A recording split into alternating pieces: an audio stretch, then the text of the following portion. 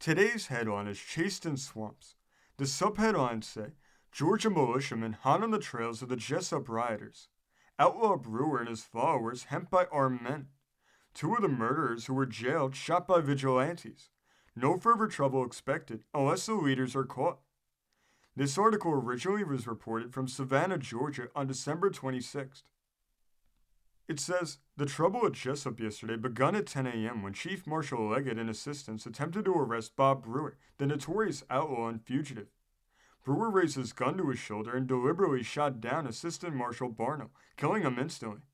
The Chief Marshal then fired on Brewer but missed him. Brewer returned the fire and shot Leggett through both legs. Brewer and his crowd of 10 or 12 men then fled to the McMillan Swamp, a few yards away. The report of guns threw the town into a whirlwind of excitement, and the black men were followed into the swamp by several citizens. Among them were William Wood, a carpenter, and his son William Wood, who was on a visit from Ridgeland, South Carolina to his father. The black men dodged into the swamp, and when young Wood ran in behind them, Brewer rose up and shot him through the head, killing him instantly. He then shot Wood's father in the face. Accomplishing this much, the black men ran further into the swamp and escaped. The news of the death of young Wood and the serious shooting of his father spread like wildfire over the town. Confusion reigned for a time, and Jessup seemed to be in the hands of a violent mob. Mayor Hobbs called a meeting and hasty arrangements were made to protect the town. 75 armed men were gathered in a few minutes and followed Brewer and his party a distance into the swamp.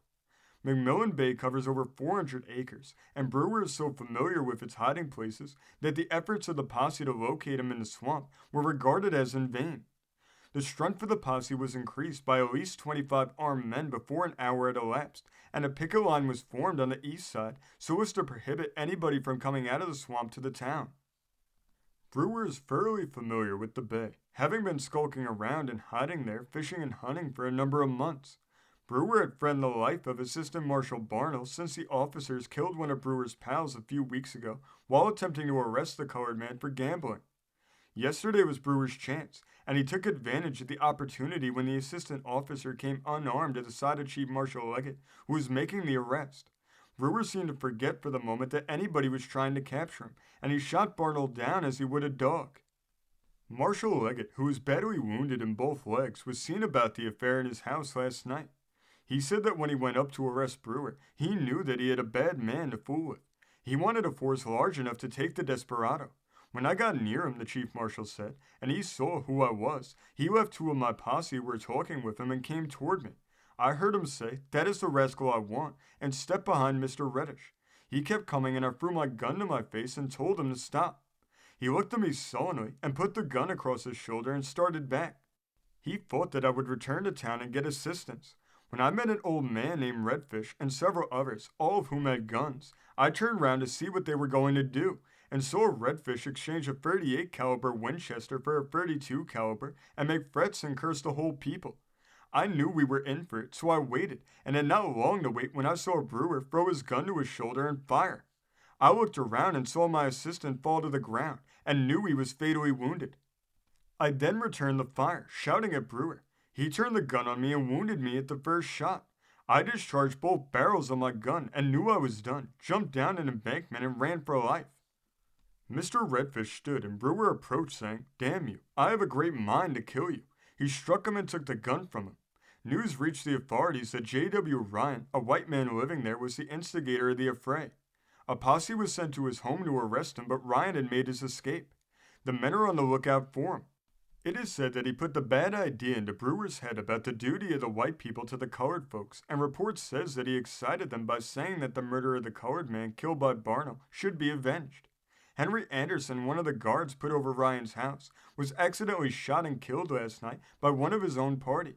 He came over to Captain Gordon's headquarters for reinforcements and was going back when a gun held by Townsend, one of his party, was discharged, blowing Anderson's brains out. Anderson was formerly the hotel proprietor here, but of late has been with the Central Railroad of Macon.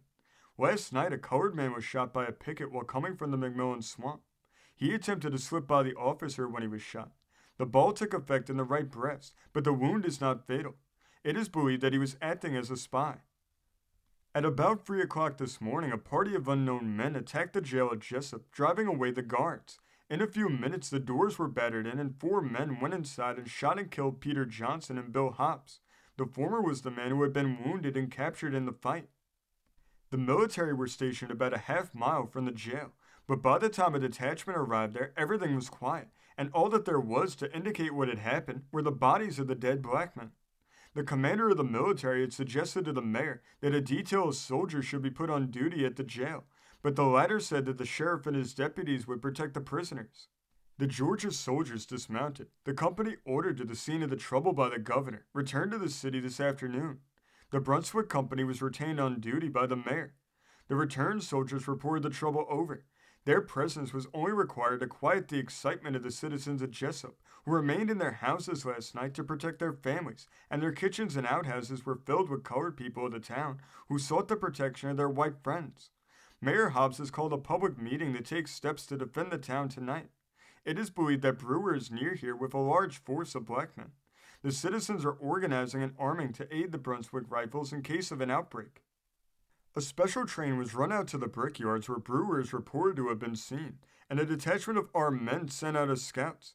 Mayor Hobbs is in receipt of a telegram from Brunswick saying that Ryan, the white man who is supposed to have instigated the trouble, is in that city, but the mayor will not take steps to have Ryan brought back. There is still great excitement throughout the country around Jessup, but affairs will doubtless quiet down in a few days. It is the region of turpentine distilleries and sawmills. Here thousands of colored men are employed, and the Jessup trouble is apt to disorganize labor for some time to come. All quiet in Jessup. Everything is quiet there tonight, and a company of 40 citizens has been organized to guard the town against invasion. The coroner held an inquest this afternoon, and the jury returned a verdict charging Brewer and Rafford with the murder of Marshall Barno and Young Woods. As to the killing of the black men in jail, the jury returned a verdict of death by parties unknown.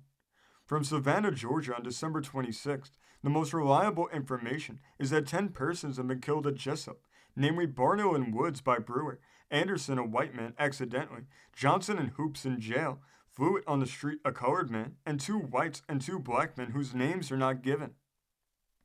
This story comes from the great state of Minnesota, being reported in the St. Paul Daily Globe of December 27, 1889. Thank you for joining us today. If you want to continue to uncover all of America's lost and forgotten history, now remember before you leave to hit the subscribe button, hit the notification bell, and remember to like and comment below. And we will see you next time on Americana Archives.